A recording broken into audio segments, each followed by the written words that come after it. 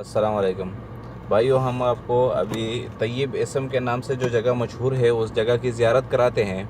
ये वो जगह है जब बनी इसराइल मिस्र से यहाँ पे आए मूसा अलैहिस्सलाम के साथ, तो जो पहाड़ी ने जो रास्ता दिया उन कबीलों के लिए, ठीक है, जो फ़िरौन के फ़ौज से बचने के लिए। तो अभी हम उस जगह के बीच में से होके जा रहे हैं। ये देखेंगे आप, दोनों साइड पे पहाड़ियाँ जो है बिल्कुल अलग है और बीच में काफ़ी रास्ता है कबीलों के गुज़रने के लिए। अभी हम उसी में से आगे जा रहे हैं।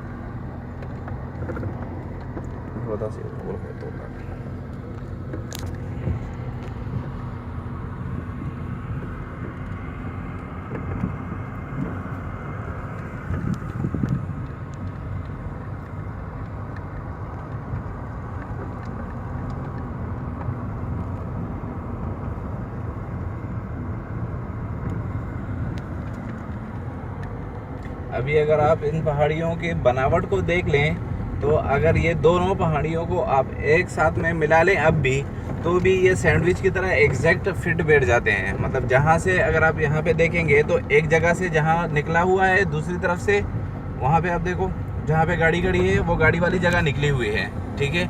तो सेम आप दूसरी साइड पे इधर देखो, जहाँ पे दूसरी गाड़ी खड़ी है, ठीक है, वो जगह अंदर को धसी हुई है। तो इसको आप बीच में मिला लेंगे ना एक साथ, तो ये बिल्कुल सैंडविच की तरह आपस में एक ही हो जाता।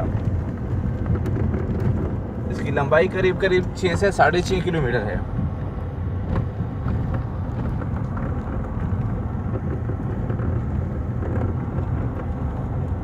और इसके बिल्कुल लास्ट में एक चश्मा है पानी का, मीठे पानी का चश्मा है।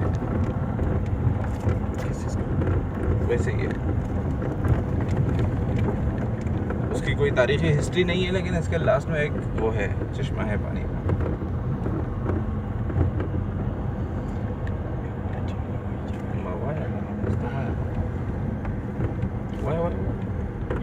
ये कैसे अलग हुआ था ये पहाड़?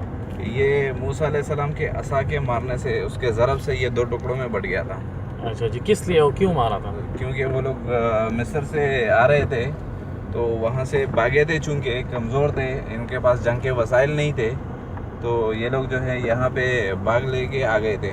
तो भागने के बाद अब पीछे फ़िरौन की फ़ौज थी, सामने पहाड़ी थी, ठीक है। तो दरिया के अलग होने के बाद में आगे आके ये पहाड़ी सामने आई, तो पहाड़ी को डंडा मारा गया। उसके बाद में ये पहाड़ी अलग हिस्सों में तकसीम हो गई है।